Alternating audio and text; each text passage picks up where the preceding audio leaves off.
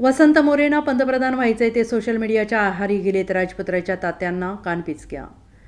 वसंत मोरे यांना पंतप्रधान व्हायचं आहे ते सोशल मीडियाच्या आहारी गेलेले आहेत, अशी खोचक टिप्पणी राज ठाकरे यांचे पुत्र अमित ठाकरे यांनी केली. ते बुधवारी पुण्यात बोलत होते. यावेळी अमित ठाकरे यांनी अनौपचारिक गप्पांच्या कार्यक्रमात अनेक राजकीय मुद्द्यांवर भाष्य केलं. पुण्यातील मनसेचे फायर ब्रँड असलेले नेते वसंत मोरे यांनी अलीकडेच पक्षाला सोडचिठ्ठी दिली आहे.